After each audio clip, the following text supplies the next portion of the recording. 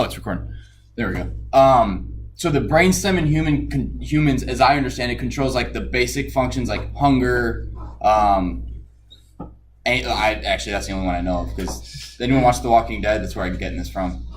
I used to. You used to? Yeah. So it's like the brain stem is all that's alive in a zombie. All they do is want to walk around and eat. The basic motor functions, it can't really talk. All that's more in the more complex part of the brain. So the BIOS is that brain stem of the computer, right? It's the basic, what needs power at first. I need to get power to the hard drive. I need to make sure there's no, nothing's broken. The CPU is running, check.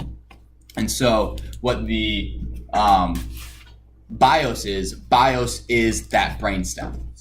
And in that you can say, I want to disable all network stuff, right? I want to disable the speakers, right? I want to disable a bunch of stuff because the BIOS can control power to that part of the motherboard. Am I following along? Yeah.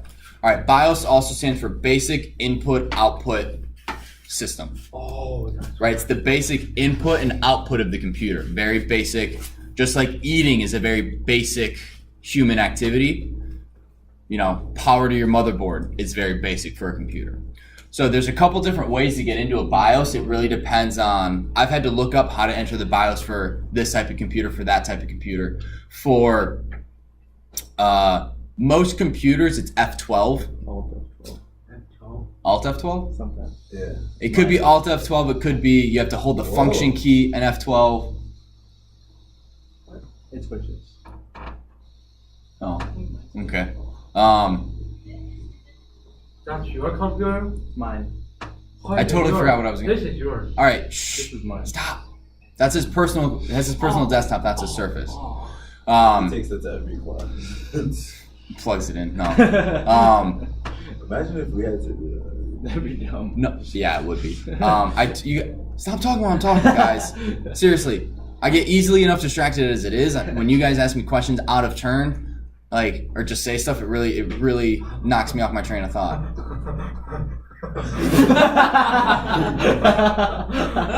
That's so true.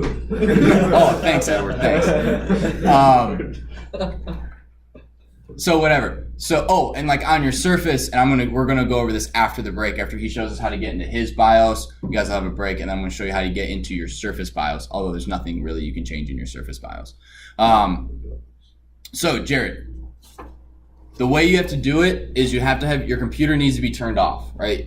Otherwise, your operating system is running, and it's really hard, and you can't get into the BIOS. It's kind of like once your brain is turned on, you can't turn off just a section of it to get to your brainstem.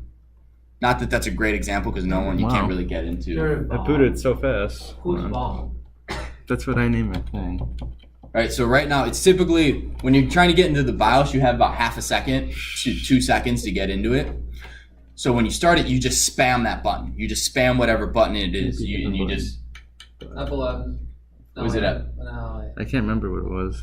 What did it say, F11? F11. Okay. Okay. So I think it was. once you find it, you just spam it until you get into it, because it literally can be half a second or it can be Mine's on a BIOS. 2 seconds. It's a UEFI. So that's like sort of a BIOS. So it's like an well, for now it's an updated BIOS, right? I'll show you a BIOS on my computer if you like. So, did you just? It launches. All right, you get one more chance. It launches fast. All right. So which one of those is Kingston your SSD? That's my SSD. That What's- is Windows. What's so. the WD? What's that? I have 2 hard drives. That's So West. Western Digital. So that's my hard drive. And then I think that one is Well, what's the ST33? CD drive. I think. CD drive. Yeah. Okay, so what this is doing, right? So a boot device is something that you can, right? Your hard drive is bootable because it contains part of the OS, makes it bootable. What does bootable mean? Means it can run the computer can get information from it. If you put in a regular USB into a computer and try to boot from it, it won't be able to, because one, you have to put specific software on the device in order for the computer to be able to go, oh, I need to run all of my necessary processes from that USB.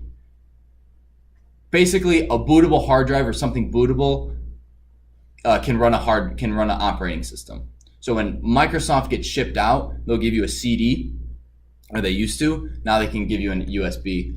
But you stick that in your CD drive, and you would then select your PC drive because it has a bootable CD. You can boot information from it. Does that make sense? Yay, nay, somewhere in the middle. Kind of pressed the wrong one, so. You keep Pressed the wrong one.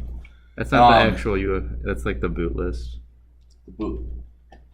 Oh, I can't read those, man. It goes fast. It's because my Windows is on the SSD. Everything. All right. I think it's Everyone, pay attention to right here. it's UFE. I saw instant flash. I don't know what that was. That was F6. F6. That was instant. Take a picture, dummy. Take a picture. I'm ready. Okay. Oh, F2. F2. All right, so we're gonna get into F2.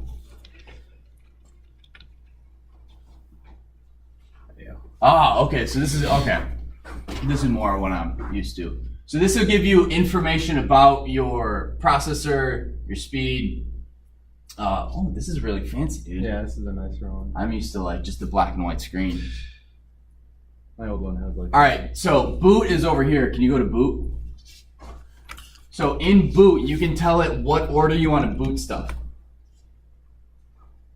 So boost in Kingston first, which is my Windows. Oh, there it is. Okay, so you can turn on different sorts of booting. One cool thing, like the way we boot, the way we image all 700 surfaces is by network booting.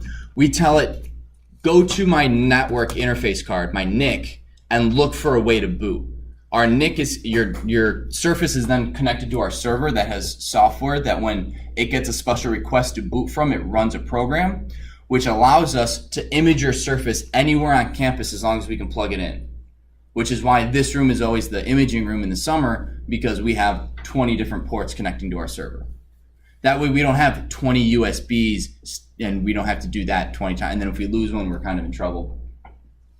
Boot beep. Like you can change whether or not your computer beeps when it boots. One cool thing, go to security. You can set up passwords to even start your computer. That's pretty cool. If you want to be really, really security conscious, you don't even allow people to like turn on your computer without a password. So you turn on and ask for a password. I'm not 100% sure when it exactly asks for it, whether or not it's like as soon as it turns on, that's the first thing that pops up, or do you see Dell or do you see whatever first? Well, I feel like the command prompt can also set passwords. You can set permissions via the command prompt, but it's a lot easier just to use the GUI, use the graphical user interface. Graphical user interface instead of you know how command prompt is only text. A GUI is what you see. So it's like a video. You can have a text-based video game, or you can have a graphic-based video game. Any questions? All right, break time. I'll give you guys about 5 minutes.